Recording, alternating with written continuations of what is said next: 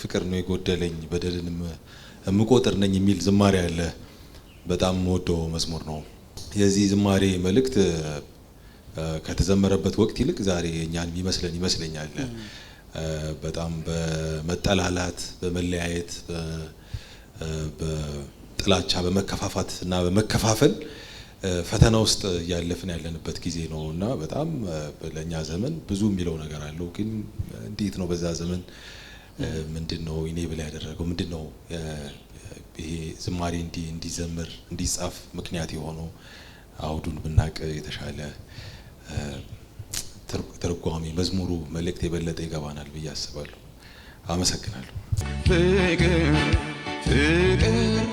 ፍቅር ነው የጎደለኝ በደልን የምቆጥር ነኝ ጌታ ይቅር ባይ አድርገኝ።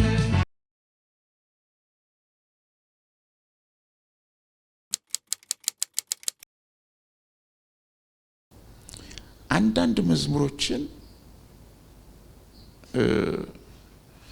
አንተና እናንተ እያልኩ ከመዘመር እኔ እያልኩ በዘምርስ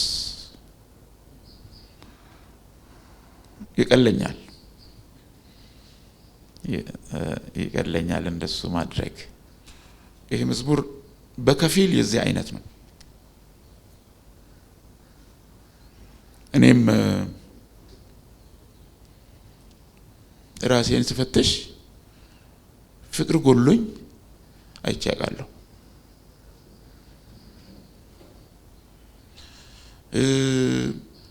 የማስተውላቸው ነገሮች ደግሞ ያጋጥሙኛል።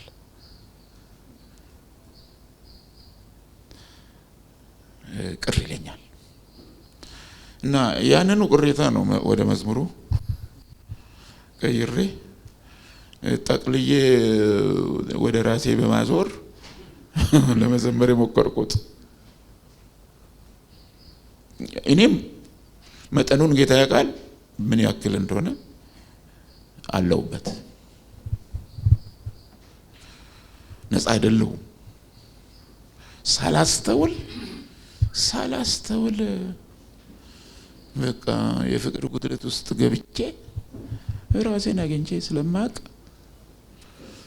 በቃ ፍቅር ነው የጎደለኝ። በተለይም ደግሞ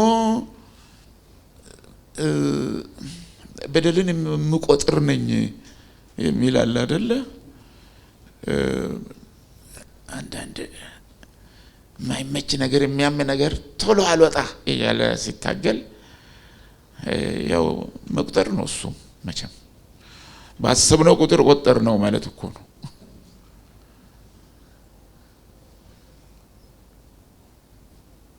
ፍቅር በደልን አይቆጥርም። አንደኛ ቆሮንቶስ 13 እኔ ግን ስቆጥር እገኛለሁ አንዳንዴ። ጌታ ይቅር ባይ አድርገኝ። እስጢፋኖስ ይህንን በደል ይህንን ኃጢአት አትቁጠርባቸው አለ እየተወገረ እያለ። ጌታ ኢየሱስ ክርስቶስን በመስቀል ላይ ሆኖ የሚያደርጉትን አያውቁም እና ይቅር በላቸው አለ። ክርስትና የይቅርታ ህይወት አይደለም እንዴ? ይቅር እያሉ ይቅር እየተባሉ የመኖር ህይወት። በቃ ይቅር ከተቆጠረም አይዘለቅም። ይቅር የኛን መቁጠር ትቶ ነው እግዚአብሔር በደሉን የማይቆጥርበት እርሱ ብፁዕ ነው። የኔ ካልተቆጠረ ከተተወልኝ ለምንድነው ቆጠራ ውስጥ ምገባው?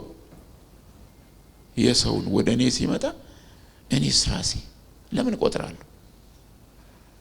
በቆጠርኩ ቁጥር ራሴን ነው መጎዳው። በነገራችን ላይ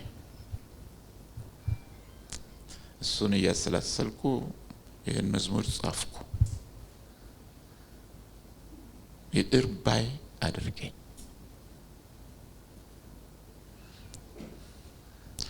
ትልቁ ትግላችን ትልቁ ፈተናችን ያለውም ደግሞ እዚህ ነው። ይቅር ማለት አለመቻል ላይ ሰምታችሁ ሊሆን ይችላል።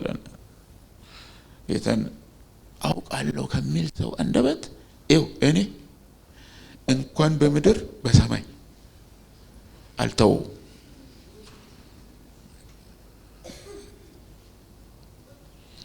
እስከ ማለት ምድር ሚል ያጋጥማል።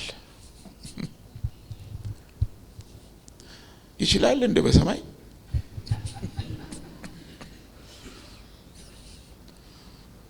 ይህንን ሁሉ የበደል ቆጣሪነት ኮተት ተሸክሞ እዛ ምን ይሰራል? ግን በቃ ምሬት ምን ያህል መጥፎ እንደሆነ በዚህ ማየት እንችላለን። እና እግዚአብሔር ከመራራነት ሁላችንንም ይጠብቀን፣ የነካካን ካለንም ይፈውሰን። በእውነት ፍቅር ነው የጎደለኝ በደልን የሚቆጥር ነኝ ጌታ ይቅር ባይ አድርገኝ መራራ ስሬን ቁረጥልኝ ባንተው ፍቅር የጣፈጠ ይወስጠኝ